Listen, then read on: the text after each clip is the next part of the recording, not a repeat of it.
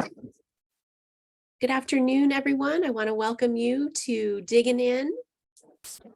My name is Suanna Crowley, and I am your host for this episode, episode 5. We're just going to allow people to file into our virtual webinar room, and we will get started in just a minute with our guest speaker.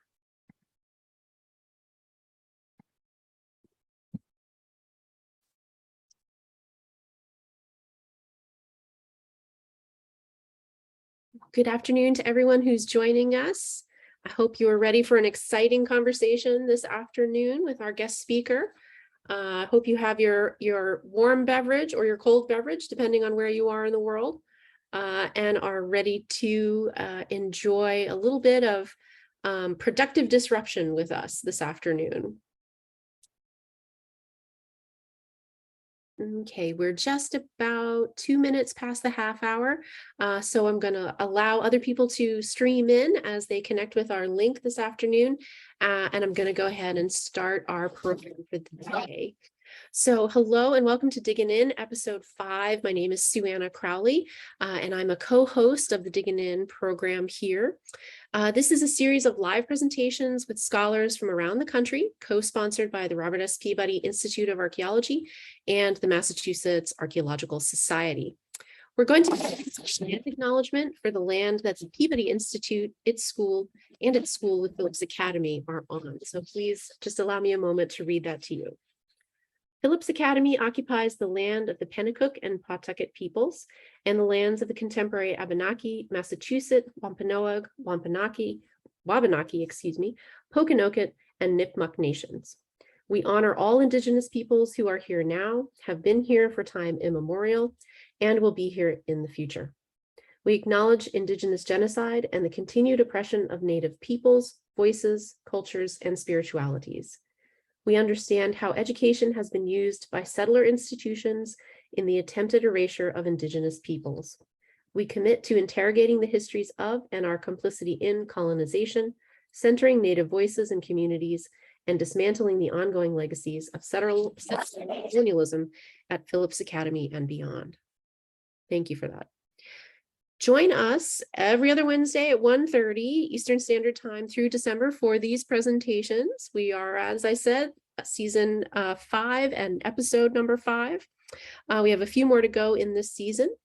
For a schedule of those dates and our presenters, please visit us at peabody.andover.edu or at massarchaeology.org. And if you're enjoying our programming, and we hope that you are, please consider expanding your impact by becoming a member of Mass Archaeology. We are a statewide nonprofit dedicated to education and preservation and research of archaeological legacies. We are able to bring you outstanding programming like this through the support of friends and donors like you. So today we are extremely excited to welcome Caterina Minniti. Did I say your name correctly? I should have in our prep. We did not get to that item, but I want to welcome you. Kate is a field archaeologist and a PhD candidate on the precipice of completing the dissertation and the defense from the Department of Ancient Mediterranean and Near Eastern Studies at UBC, University of British Columbia. Her main research field is the study of Mediterranean connections during the Iron Age.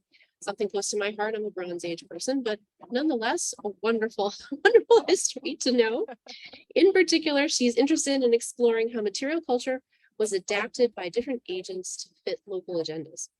Her most recent works deal with the import, use, and meaning of Egyptian and Egyptianizing imports in Archaic Sicily. She is also involved in researching receptions of the ancient world in pop culture and mainstream media, and has been hosting regular archaeogaming streams for State Ancient Studies Alliance since September of 2020. So please, if you will join me in welcoming our speaker. We'll have an opportunity to share questions if you'd like to provide those in the chat or in the Q&A. I'll be monitoring those for you, Kate, and we'll have a few minutes at the end of our program to reconnect and talk about those. So please, Kate, take it away. Thank you for the introduction. Thank you for having me, for inviting me.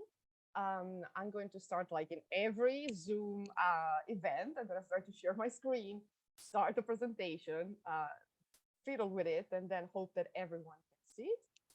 And I'm going to start a timer because I tend to speak a lot. So,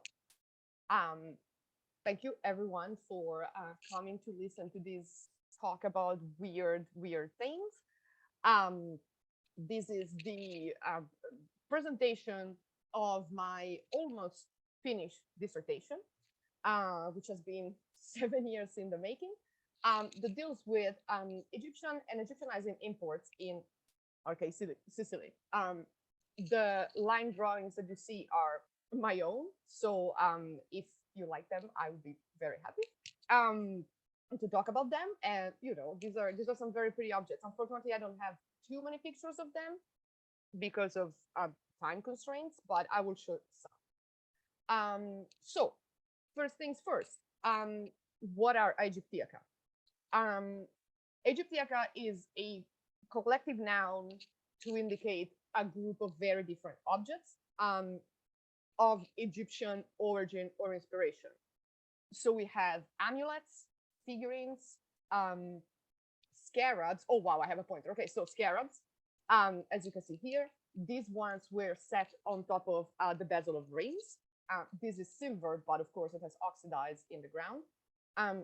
We have amulets that could be made into jewels or worn around the neck, or on, like in this case, on bracelets. We have figurines.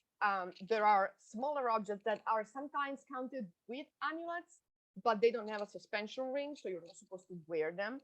So I tend to follow the school of thought that says the figurines need to be a category on their own. Vessels, of course, like this one. There is no scale for this one. It is fairly small. It's yay big.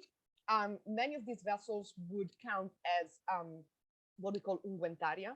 So they would contain precious ointments like oil, perfume, all sorts of other stuff, but they would also look very elaborate and very pretty. And ushabtis. Ushabtis are the most Egyptian of the Aegyptiaca. Can you hear me now? And for audible. I saw a question in the chat saying that. I hope. Okay, I hope I'm turning up my sound as much as I can. Thank you, Kate. We can hear you, but there was a little interruption. Okay. So please go ahead. We'll hope that our connection improves. I'm trying. Also, my connection could be wonky. Sorry about that. So, ushabtis are funerary statuettes inscribed with a magic spell that calls for this statuette to perform a labor for the deceased once they are called to work in the afterlife. In the Egyptian afterlife, you are supposed to work. You don't just, sit on the cloud all day and enjoy your time. But of course, you can trick the system by having these statuettes inscribed with the spell in your name to perform the work for you. So you can laze, not in the clouds, but, in the fields of reeds. Sort of kind of a workaround. The name of these objects, I've chosen Aegyptiaca. It's not the only name that you will see in the scholarship. Some people call them Orientalia, but the reference to the Orient is very problematic. And I don't think we should keep using it in 2022. Some people call them Athyrmata, which is a Greek word found in the Odyssey, to indicate trinkets and other small things. But the problem with this is that the Greek word means toys, trinkets, and things that don't really have value. But as we will see, these objects were also used in temples and sanctuaries. So I think it would be reductive to call them just trinkets. We could call them Egyptian and Egyptianizing objects, but it would be too long. So there is something to be said about a problematic but convenient enough collective noun to address everything at the same time. And Aegyptiaca actually means the Egyptian things. It comes from the Latin word that comes from the Greek that means Egyptian, or in the matter of Egyptian things. So it is a word that is not ancient. We start seeing it used in the 1900s, but I think it's the one, for me personally, is the one that made the most sense. So my research questions. The first one is about the objects and their use. So I'm interested in exploring how they fit into the social, cultural, and political changes that were happening in Sicily during the Archaic period. Archaic period, we are talking about between 776 BCE and 480 BCE. These are fake dates. These are conventions. The first one is the date of the first Olympics. The second one is for Sicily, the Battle of Himera, which is a battle between the Greeks of Sicily and the Carthaginians. Okay. So the second question is about Sicily itself in the Mediterranean, and how analyzing the use of the Egyptioca can help us understand how the inhabitants of Sicily reacted to larger trends that were happening in the whole Mediterranean at the time, and how they shaped their local responses to these larger trends by looking at the material culture.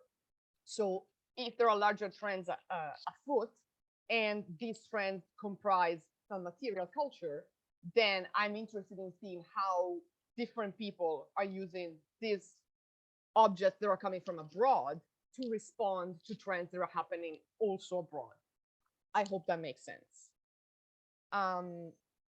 Okay. Oh my God, slides going on. Okay, so I'm going to give you, like, in the next 2 slides, a general overview of the period. So the Archaic Mediterranean is the moment when the Bronze Age trade routes reopen after a period of, I don't want to say crisis, but certainly not so much connectivity. There are more connections and longer connections because with the use of iron technology, there can be bigger ships because iron nails can be longer than bronze nails. And there are also, of course, foundations all around the Mediterranean. Greek cities send out settlers, newcomers that arrive in different places and found new cities that are in not always good relationships with the city from which they came. And these cities can also found, their own cities and so on and so forth. The Phoenicians are doing the same in different regions. Of course, they meet and clash heads in Sicily because it is a very important point for every route going across the Mediterranean, because it is at the center of all the winds and all the streams of the sea. So it's literally at the center. The important thing to remember is that not every region is affected at the same time. So the Eastern Mediterranean is affected by trends earlier than the Western Mediterranean, and even the foundation of new cities progresses east to west. So can we consider this globalized? Yes, because it presents some of the features of globalization. So high connectivity, a lot of common trends, but also a very glaring diversity of regional responses to these trends. As for Sicily itself, if my PowerPoint could cooperate. Aha, there we go. Sicily at the time is divided broadly into 3 ethnic groups. These are Greek names.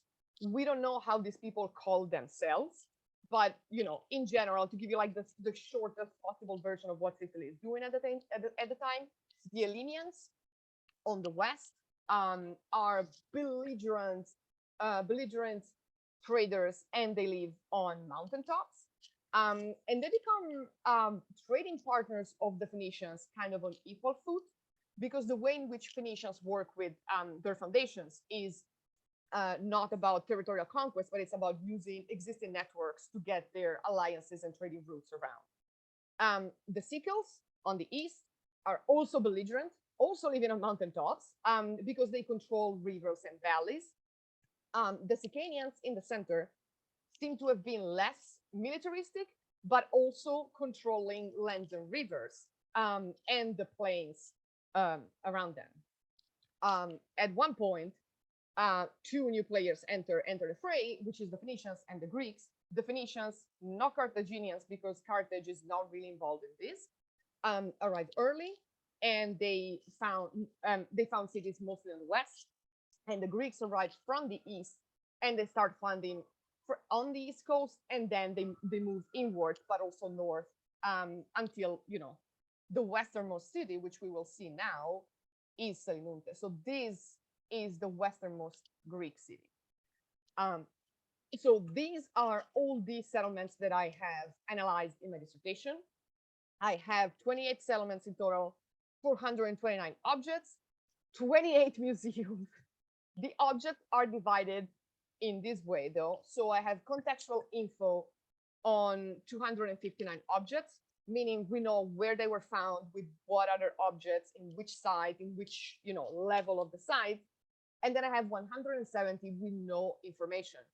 So of course, my analysis is on the one with contextual info, but I decided to include the ones with no information because they fit with the general types and time period, but I cannot use them for all the calculations because we don't know when they were imported and when they were used and how they were used.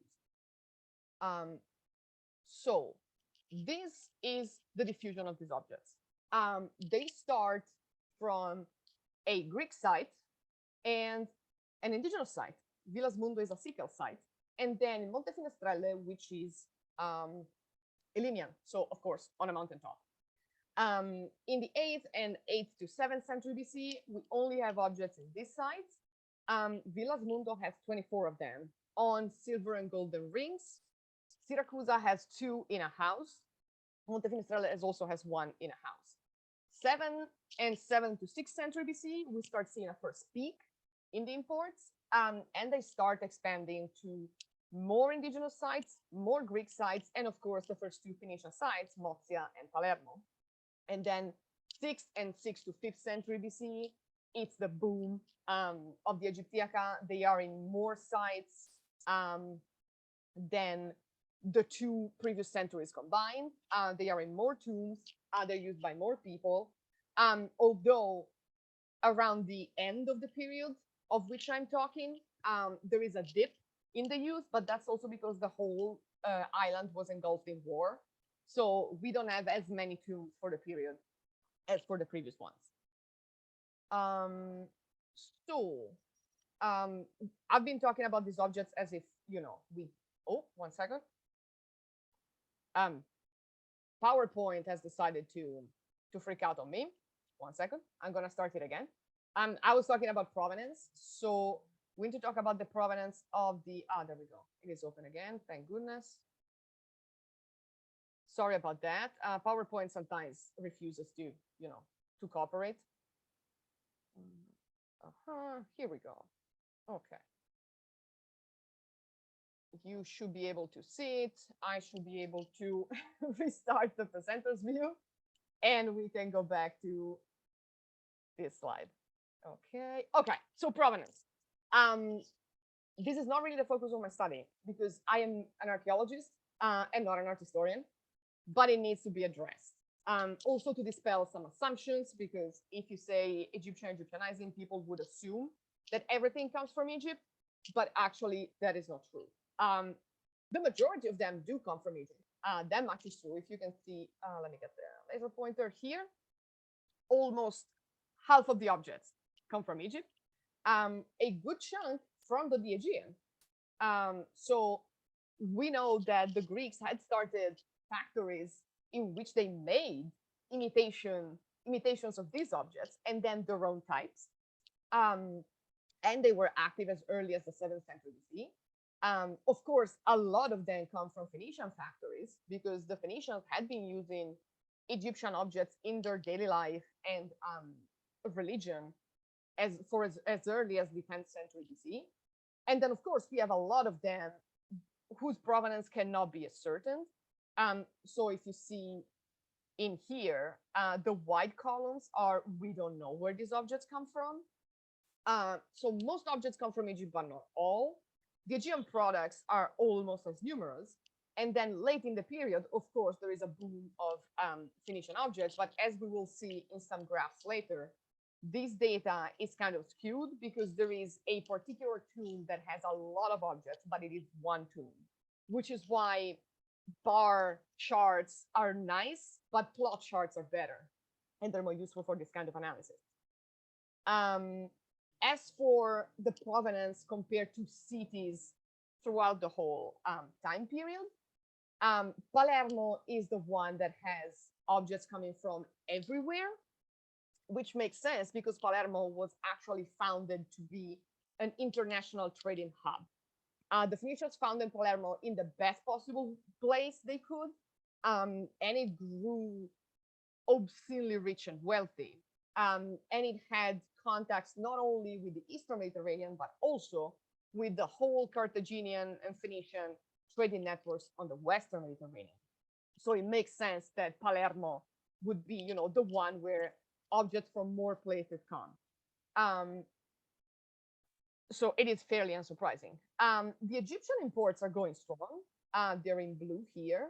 But the Aegean stuff starts, and if you look at the cities, you will note that the Greek cities are the ones that prefer Aegean products, probably because those were their own people, right? They were already in contact with the Eastern Mediterranean and the Greeks in the Eastern Mediterranean, and so they were happy to import those. There are a few exceptions, which means that when we say Egyptian, we have to count the city of Naucratis, but the city of Naucratis is technically Greek. So this is why provenance is a difficult thing to ascertain, because if we talk where the objects are coming from, we are not necessarily talking about who is producing them. So there are several caveats to put there. But I'm also not particularly interested in exploring this in depth. I just want to talk about, the social use of these objects. So we get into more numbers here.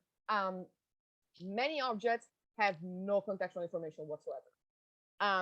Some were activated and then lost. So we have pictures and we have the record, but we don't have the objects. And the museums don't even know that those objects existed in many cases. Don't ask. Some objects were stolen because clandestine excavations exist. Museums sometimes get robbed. You wouldn't believe it, but it happens. Or much more common but less dramatic, excavations are never published. So for instance, the necropolis of Villasmundo, which is the first one and biggest one, was never published. I was able to access the records of the original excavation, but I can read the language. Someone who cannot read Italian will not be able to do that.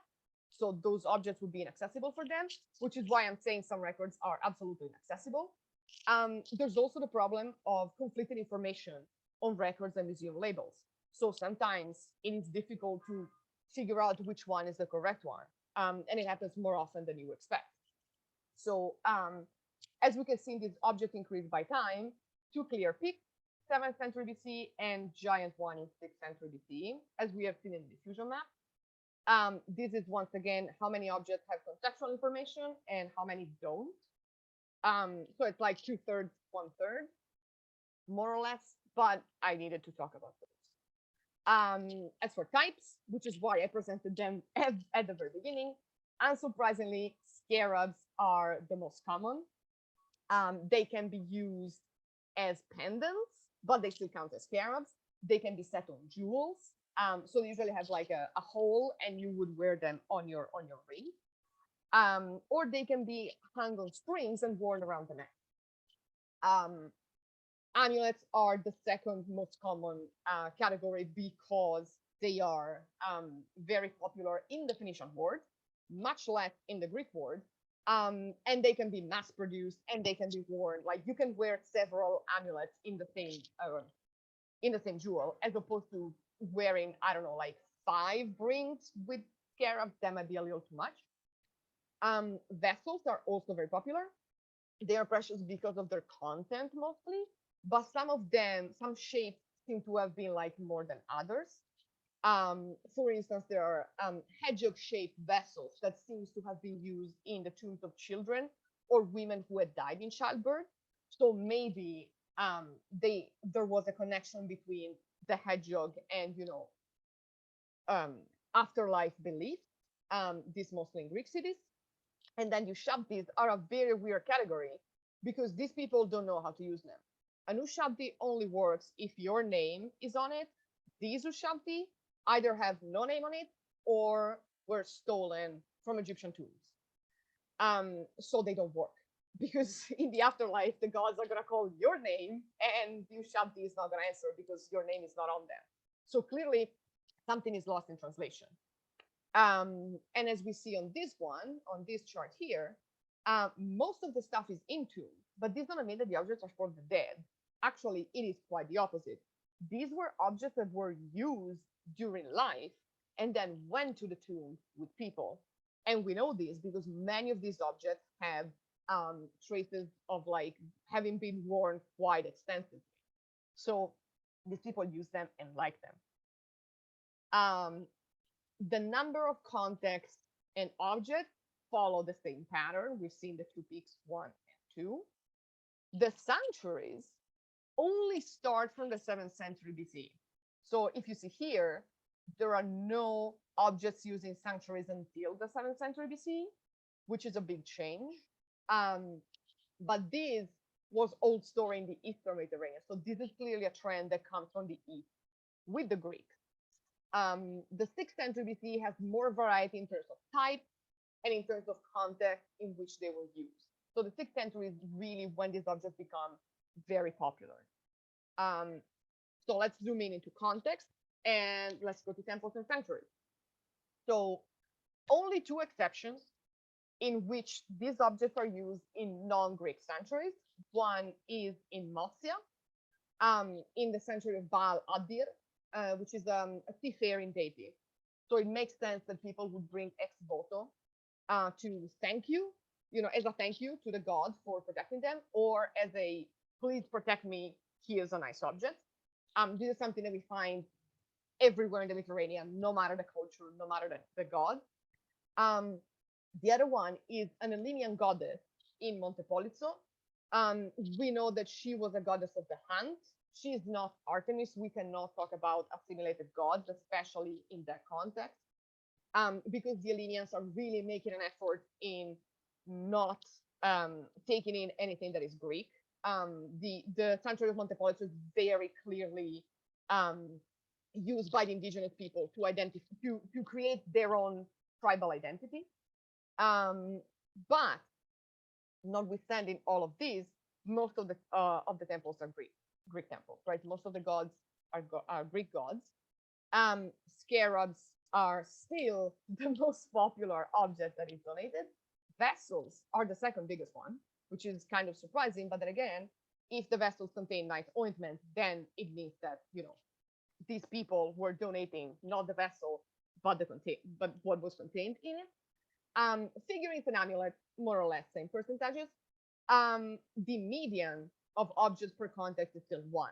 So do not imagine, dozens and dozens of scarabs and vessels being donated. There are a few exceptions, but it's still like most often one per side. And interestingly, most these deities to whom these things are given are mostly female deities. We don't know exactly which ones. In many cases, there are educated guesses. But if we don't have an inscription, we don't know who is the goddess or the god.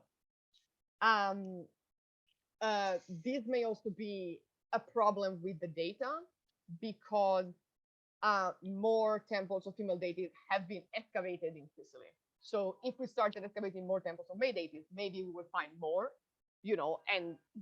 so this data is temporary, but this is what is available right now. And there seems to be no special relationship between particular deities and particular types of objects. So it's not like Aphrodite only gets the oil and Athena only gets scarabs. It's all together. These are some of the objects that I can show you.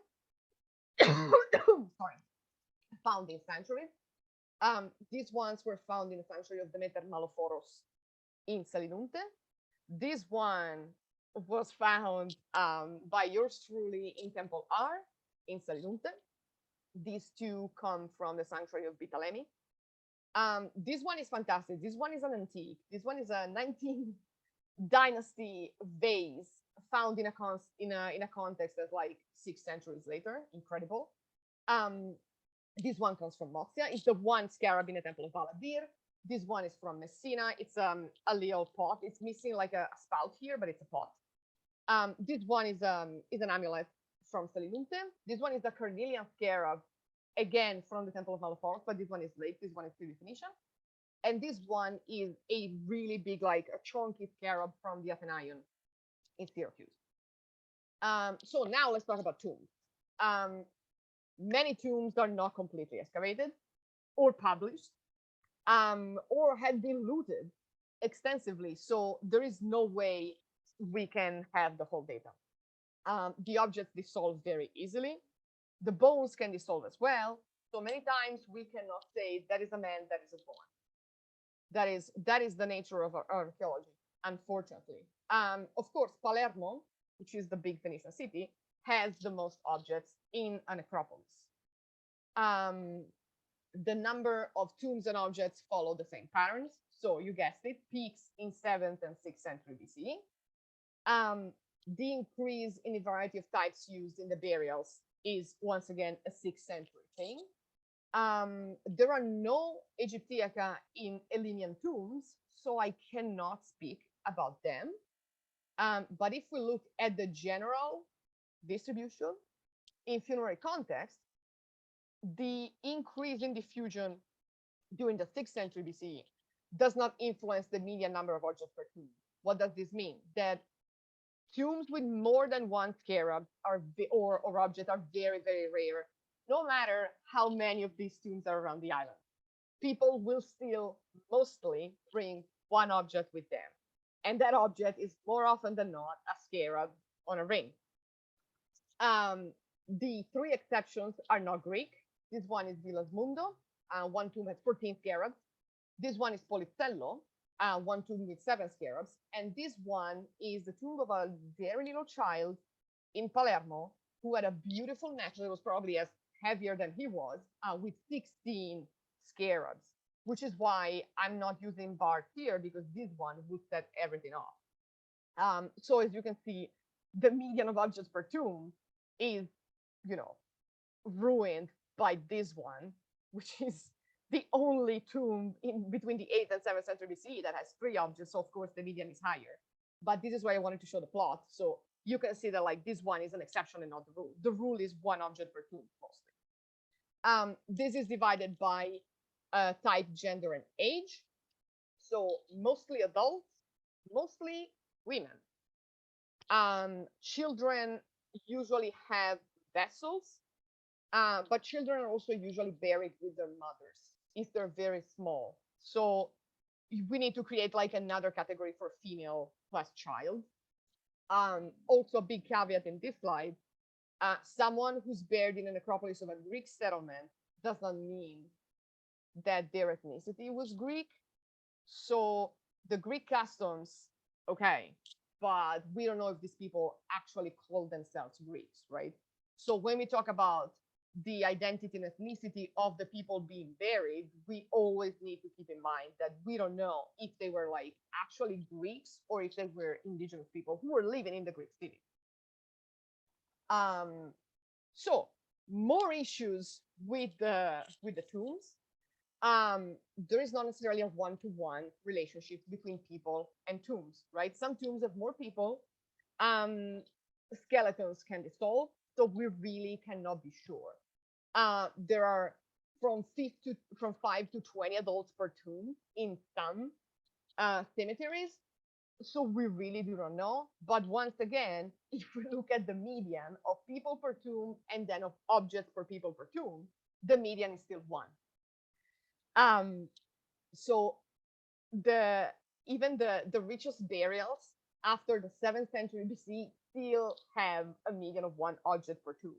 So in the 6th century, there are more tombs and these objects are more widespread, but it's because more people are using them and not fewer people are hoarding them, as it happened in the 8th century BC.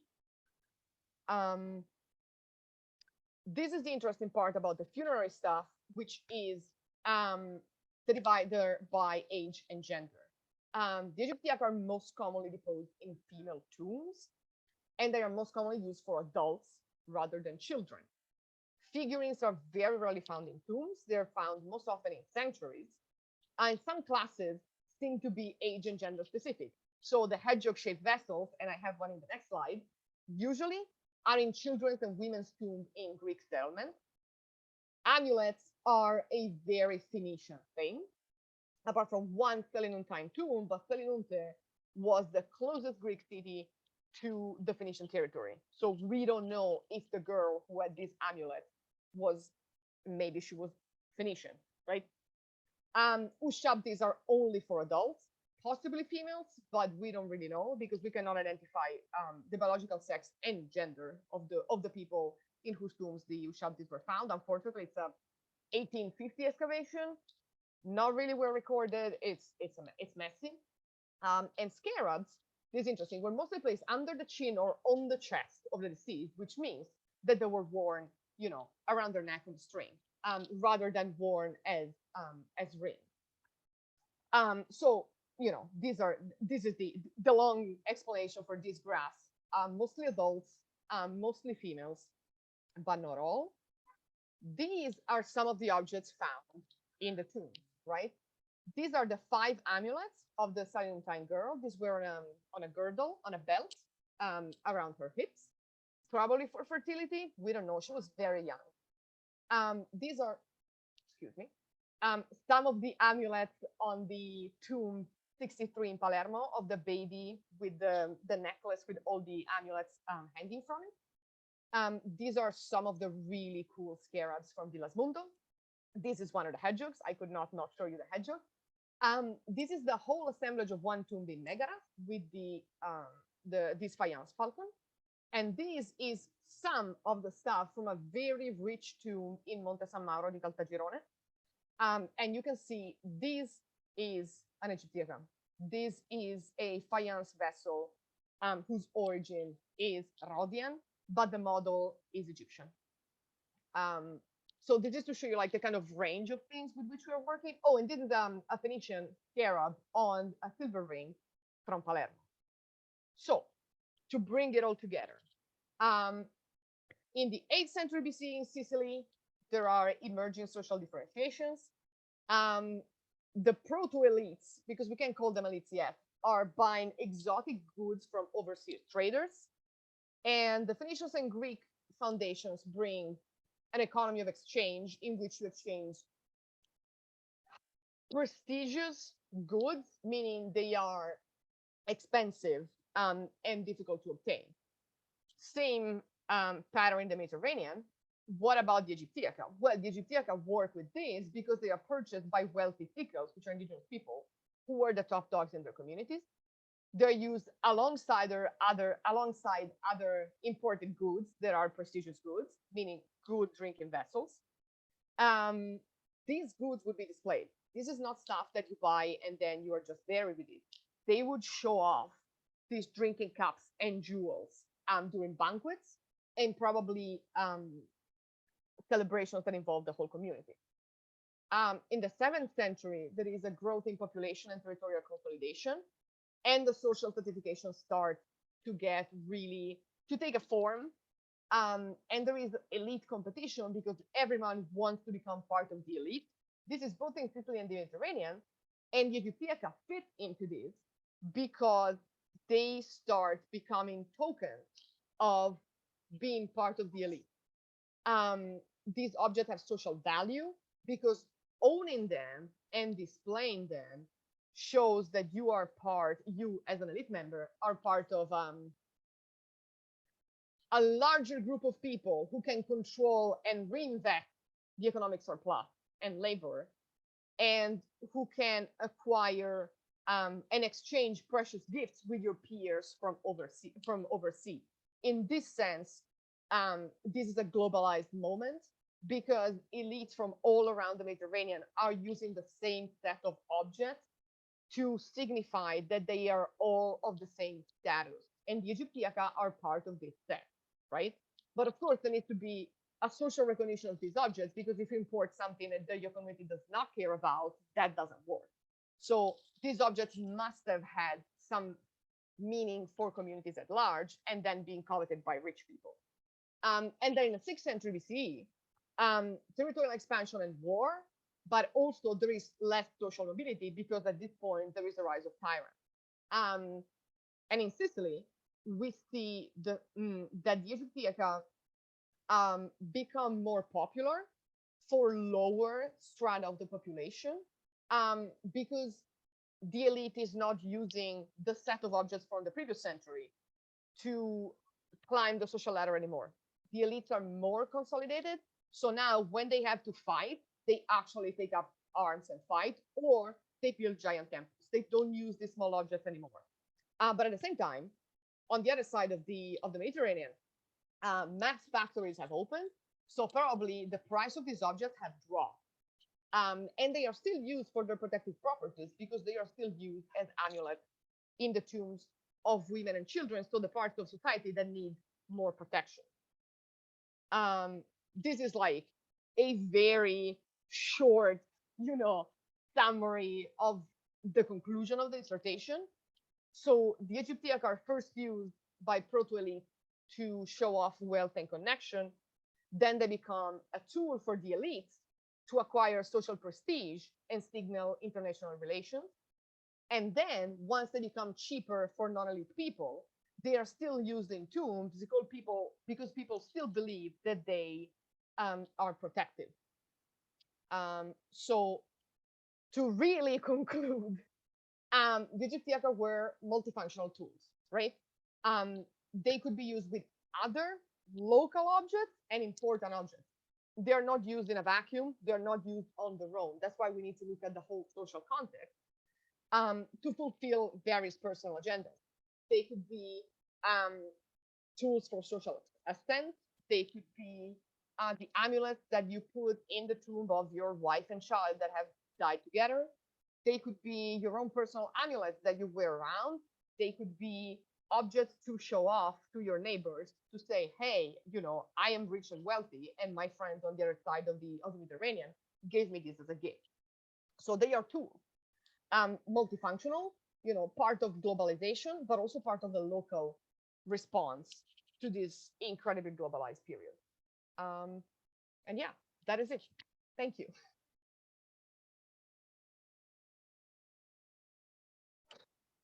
Thank you for that, Kate. That's an amazing perspective on this moment in time in the ancient Mediterranean. While I wait for a couple of questions to come through, we'll give you a chance to catch your breath. Because if that's what happens when we're in the zone for talking about our own research. So we appreciate that energy.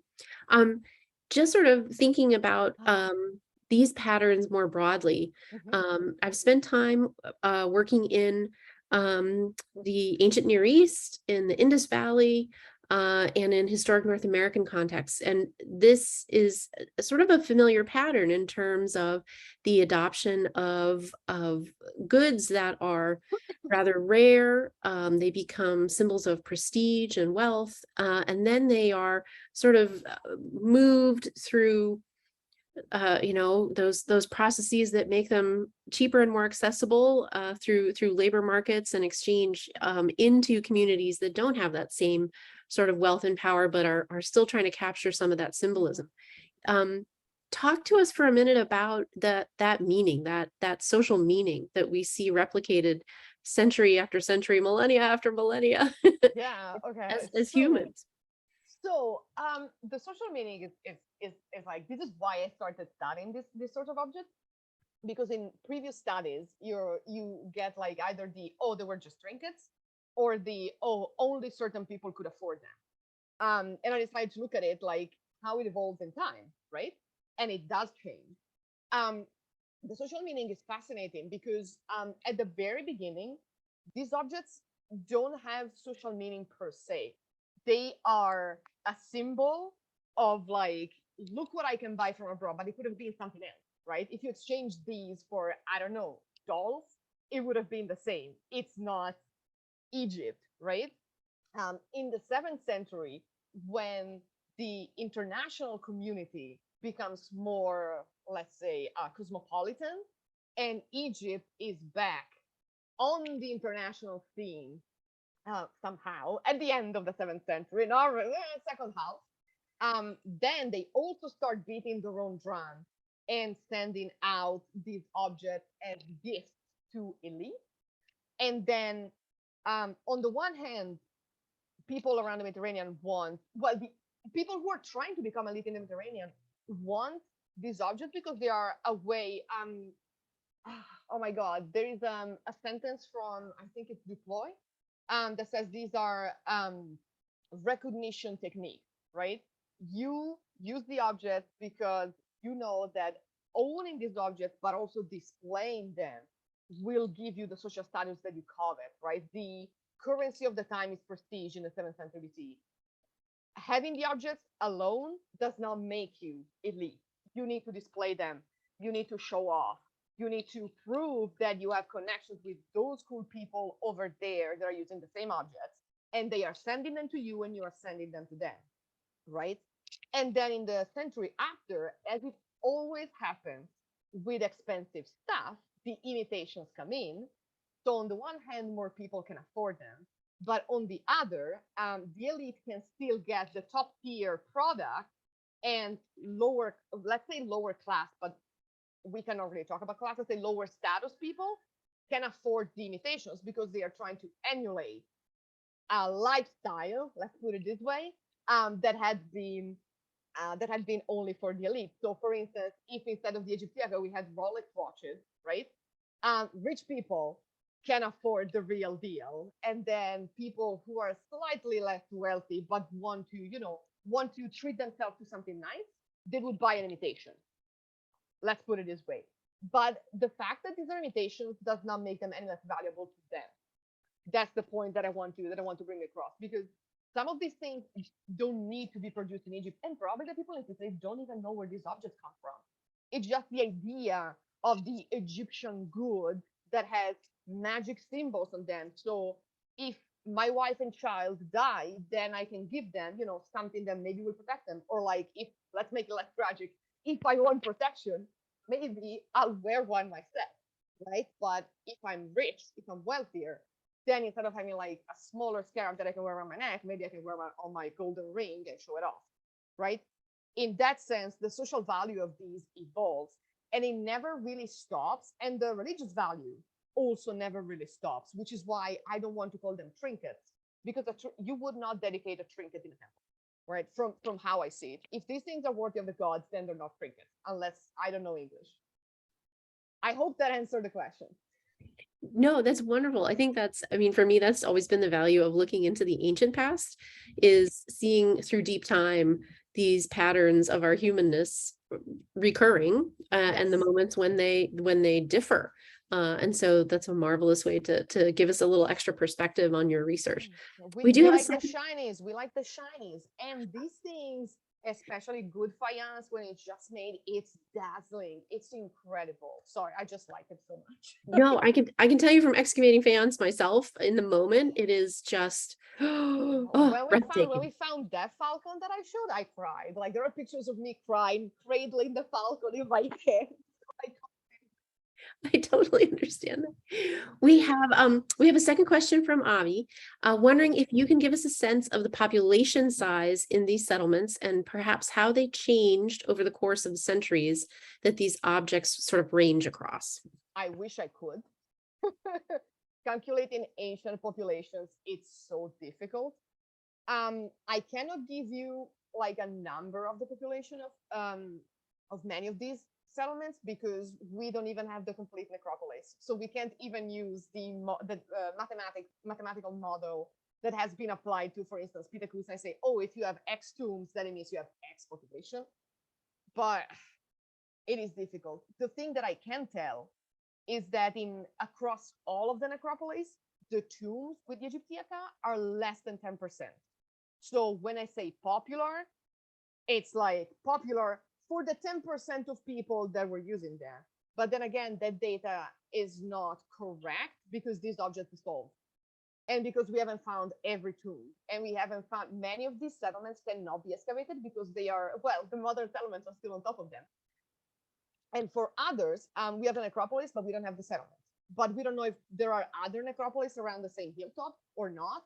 So I wish I had a better answer, but unfortunately, I have to admit that we don't know.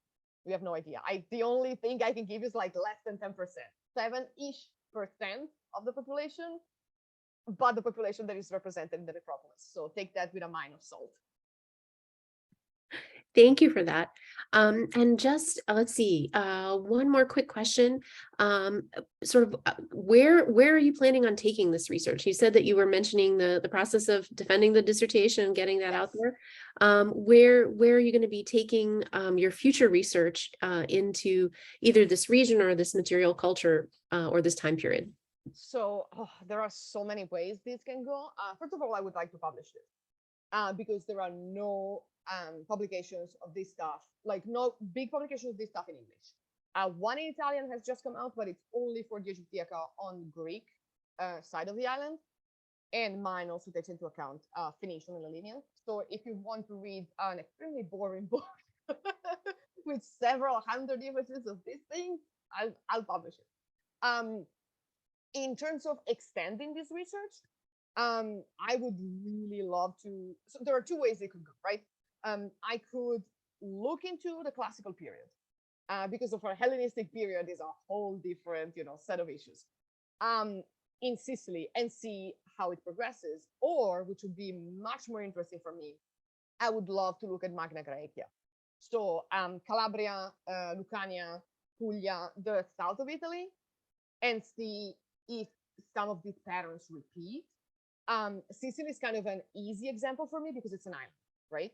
So yes, you have people coming in, but it also has very well-defined borders because there's a sea, well, several seas. But like for Calabria and Puglia and other regions, it would be interesting, but it would have to be like very well-defined. Where do we stop? But I think I would like to do for Magna Graecia. If anyone's listening and wants to offer me a postdoc, I would, that would be my project.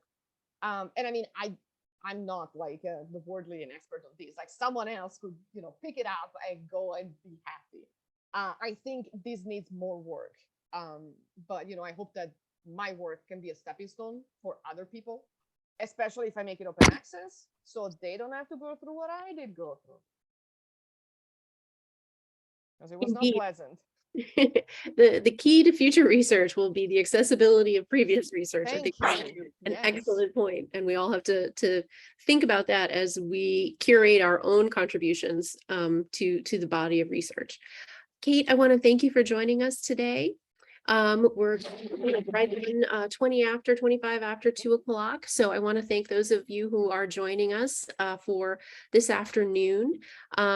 We look forward to seeing you at our next lecture, which will be Wednesday, October 12th with Dr. Suzanne Pilar-Birch.